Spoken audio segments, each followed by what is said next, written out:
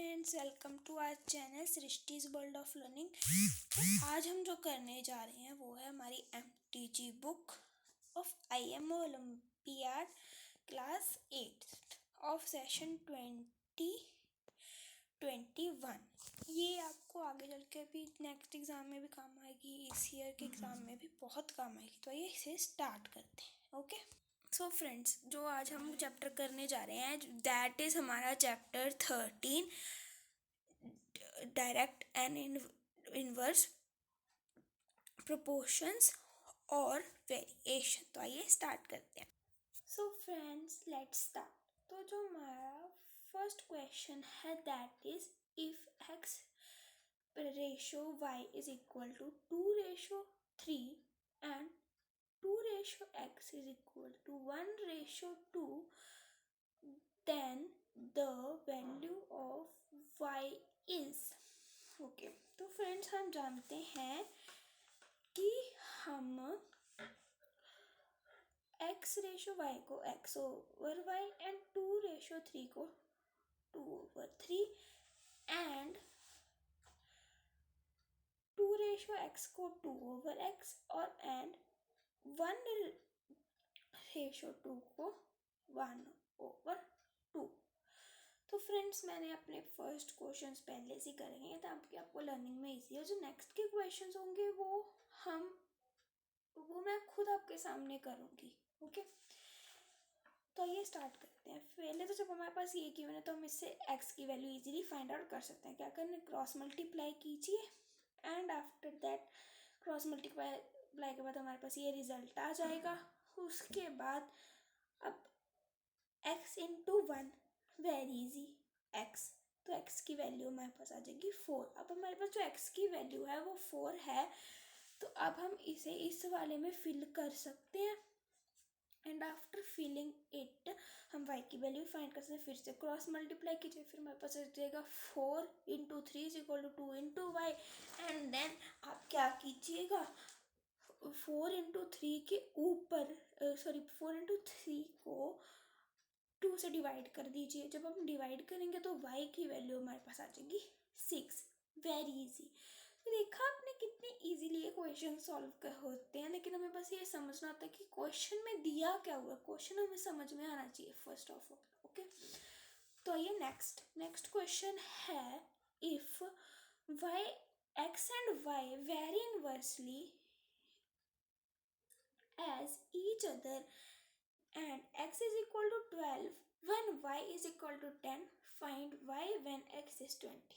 Varies कहते हैं कि x एंड y एक दूसरे से इन्वर्सली वेरी करते हैं। तो फर्स्ट ऑफ ऑल हम देखते हैं कि इसका फॉर्मूला क्या होता है। तो इसका फॉर्मूला होता है फ्रेंड, इसका जो फॉर्मूला होता है that is x1 into y1 is equal to x2 into y2। यानी कि जब दो वैल्यूज इन्वर्सली वेरी करती हैं, इन्वर्स प्रोपोर्शन में होती हैं, तो their multiply is equal to other दो वैल्यूज जो बिल्कुल ही सेम वेरी करती है, जिनके कॉन्सोनेंट बिल्कुल ही सेम होता है। अब कैसे, अब यानी कि देखिए यहाँ पर x12 है और y10 है, तो इनको इंटू करने के बाद जो कांस्टेंट आए वही सेम कांस्टेंट x एंड उसका जो y हम फाइंड आउट करने वाले हैं उससे बिल्कुल सेम टू सेम है, क्योंकि x and y inversely very कर रहे हैं। तो x एंड y का मल्टीप्लाई सेकेंड उसी सेम का जो कॉन्सोनेंट है वो भी x2 एंड y2 के कॉन्सोनेंट से मैच करना चाहिए। तो आइए इसको क्वेश्चन को सॉल्व करते हैं। आप लोग ओलंपियाड दे रहे हैं तो आई होप आपको इतना तो पता ही होगा। तो आज की इस क्लास में हम करेंगे mathematical reasoning, then next class में हम करेंगे everyday mathematics and next class में हम करेंगे इस चैप्टर का जीवर्स section.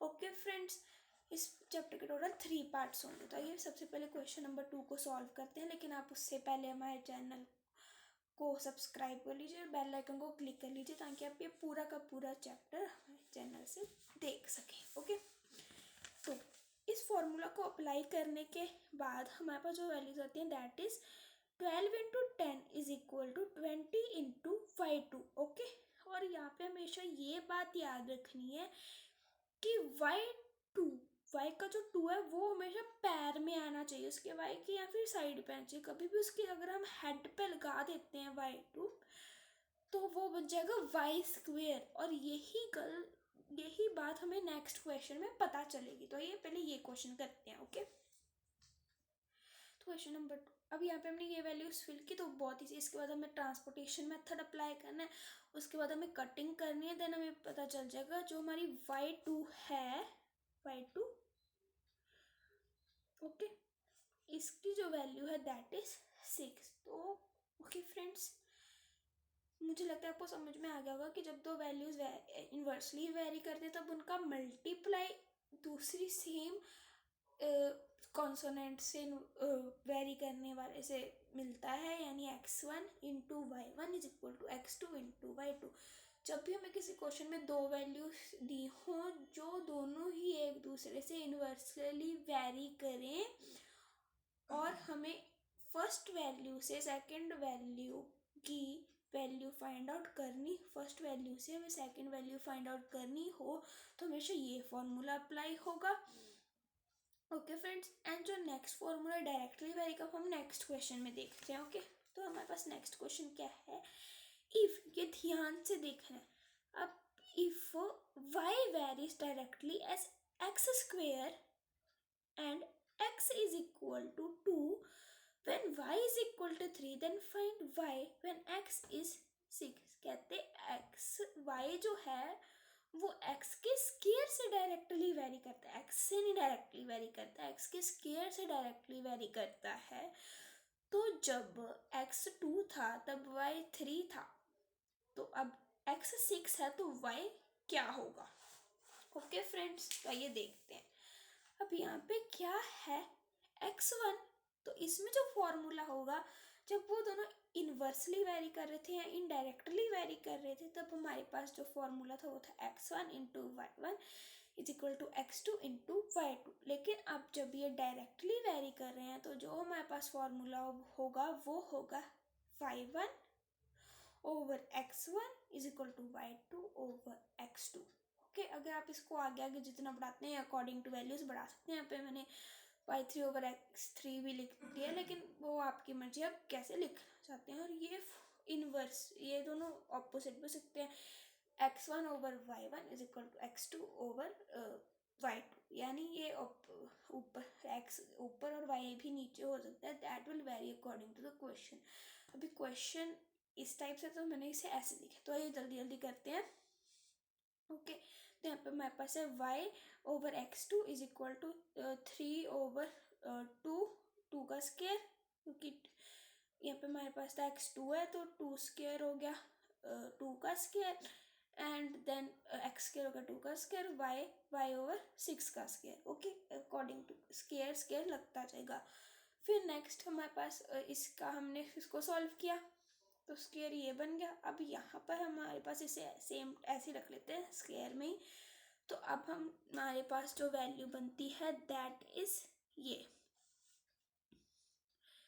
3 into 6 is equal to 4 into y. Cross multiply के बाद तो हम इसे नीचे लेके आएंगे तो हमारे पास 3 इंटू 6 ओवर 4। तो अभी कटिंग हो जाएगी, कटिंग के बाद हमारे पास जो फाइनल आंसर आएगा दैट विल बी 27। वाई की वैल्यू 27।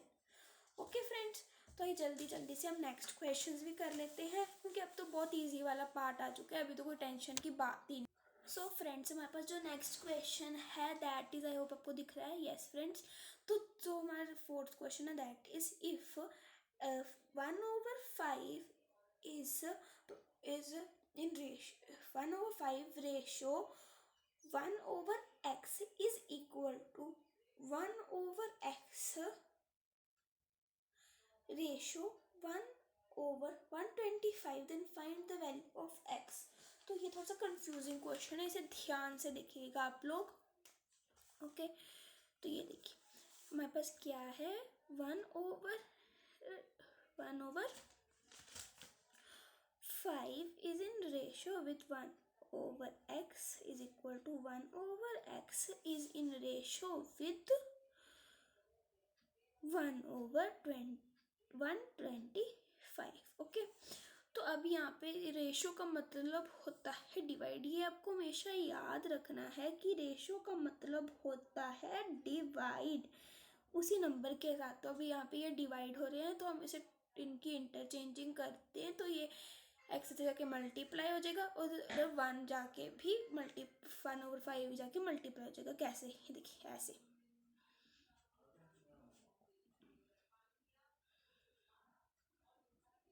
मैं थोड़ा उल्टा लिख दिया, आप इसे जैसे भी लिख सकते। तो यहाँ पे हमारे पास आ जाएगा 1/x² is equal to 1/625। Okay fine. तो हमारे पास जो नेक्स्ट है दैट विल बी, यहाँ पे हम इसका रेसिप्रोकल कर देंगे। ओके, यानी इसका हमारे पास आ जाएगा 625। Very easy. नेक्स्ट, अब यहाँ पे x² है तो इधर जाके ये बन जाएगा हमारे पास square root, then we will get 625 का square root which is 25। Nice question, अच्छा क्वेश्चन था ये। Next question is x is equal to x and y are in inverse proportion when x is 12 and y is 3. Which of the following is not a possible pair of corresponding values of x and y? तो अब हम options पे आ ही गए finally. Okay, तो हमें यहाँ पे find out करना है कि कौन से इन्वर्सली वेरी नहीं कर रहे। सो फ्रेंड्स, ठीक है, तो ये देखिए इन्वर्सली वेरी का जो फॉर्मूला होता है that is x1 into y1 is equal to x2 into y2। तो फ्रेंड्स, मैं आपको इनमें से एक करके दिखा देती हूँ।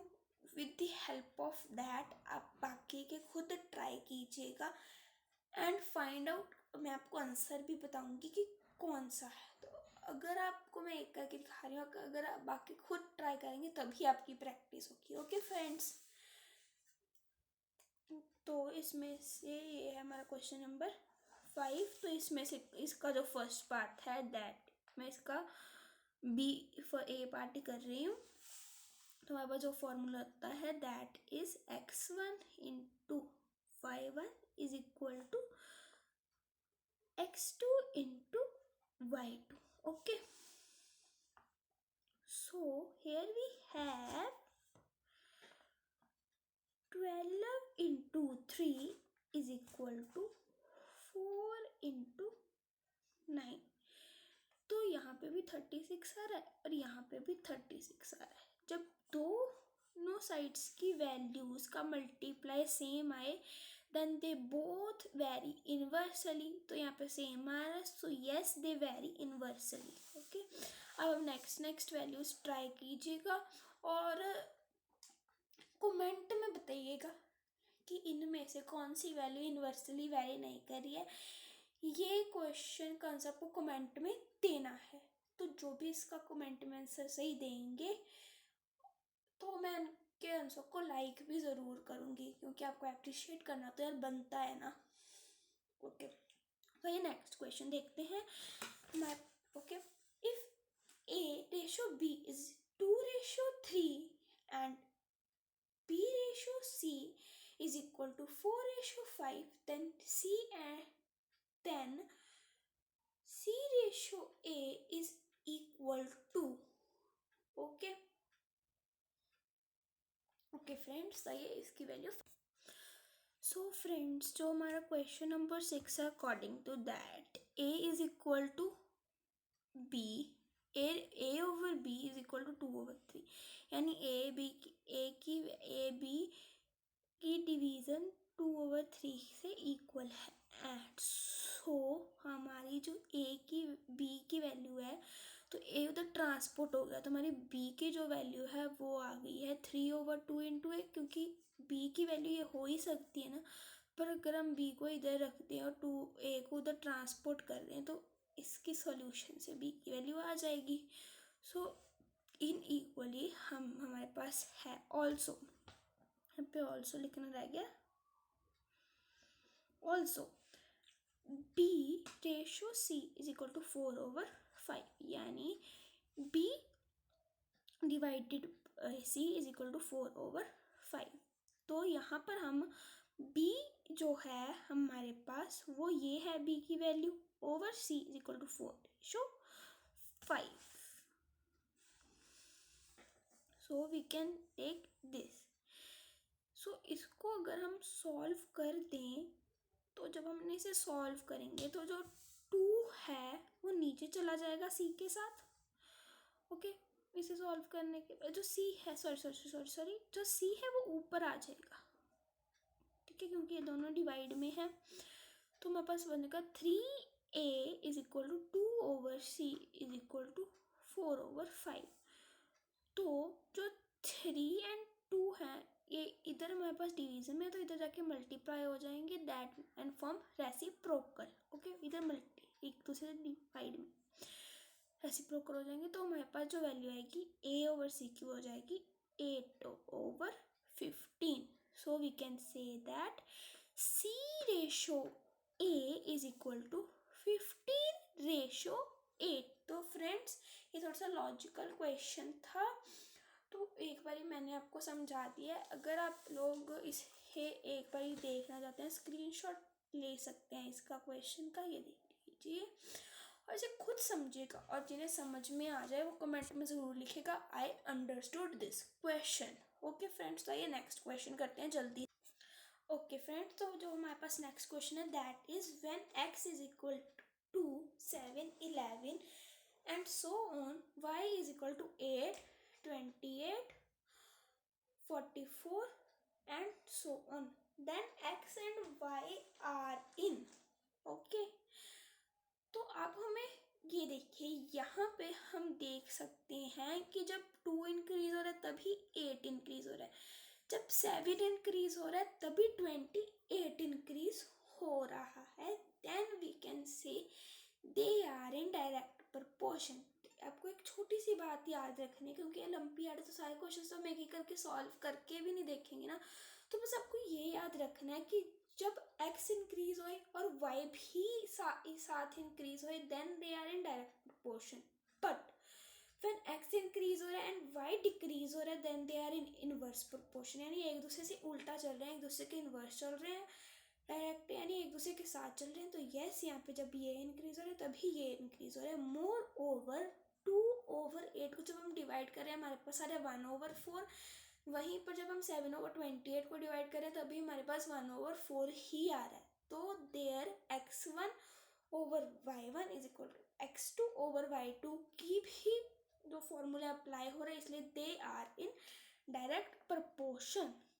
Okay friends, okay then if two quantities x and y vary directly with each other then, okay, तो then तो ये जो मैंने आपको बताया था x y remains constant, तो ये सही है ना, यानी कि x और y हमेशा कांस्टेंट रहते हैं। अब x ओवर y की जो वैल्यू है वो पर्टिकुलर कांस्टेंट में ही आएगी, चाहे वो x1/y1 हो चाहे x2/y2 हो, कोई मर्जी वैल्यू हो, x एंड y की जो डिवीज़न है वो हमेशा कांस्टेंट ही रहती है, वो कभी चेंज नहीं होती। तो फ्रेंड्स, इसी के साथ हमारा mathematical reasoning part of direct and indirect proportion पूरा होता है। तो bye friends, have a nice day. Please subscribe our channel, click the bell icon ताकि आप ये पूरा चैप्टर अच्छे से सीख सकें। And don't forget to like this video. और जो मैंने आपको ये क्वेश्चन नंबर 5 एज होमवर्क दिया है, तो आपको इसका खुद आंसर बताना है कि इसमें से कौन से चारों में से कौन सा वो पार्ट है, कौन सा वो पेयर है जो इनवर्स प्रपोर्शन में नहीं है। तो मैंने आपको दिखा दिया था ए पार्ट सॉल्व करके कि इन्हें सॉल्व कैसे करना है। तो आपको इस क्वेश्चन में मेनली फाइंड आउट ये करना है कि x इंटू वाई कौन सी वैल्यू में सेम नहीं आ रहा। अब हम जब 12 को 3 से डिवाइड करेंगे तो हमारे पास 4 आना चाहिए, सॉरी मल्टीप्लाई करेंगे तो हमारे पास आना चाहिए 36। Okay friends, x into y remain constant, तो इसमें कांस्टेंट रहने चाहिए। इनमें से जिसका भी मल्टीप्लाई 36 नहीं आएगा that is your answer. So friends, best of luck. और मैं आप सबको पक्का कहती हूँ कि जिसको जो भी आंसर सही देगा उसकी मैं ज़रूर लाइक करूँगी कमेंट को। ओके, एंड जिन्हें भी ये वाला जो पार्ट है 6th समझ आ जाए, they have to say that yes I have understood. Okay, क्योंकि आपके रिस्पॉन्स से हमें पता चलता है कि आपको कितना समझ में, और जो होमवर्क मैंने आपको देखती हूँ उससे ही आपको समझ में आता है कि आपको कितना समझ में आया, और हमें हमारे समझाने से आपको कितना फर्क पड़ा। Okay, so bye, have a nice day, thank you. Subscribe our channel, like this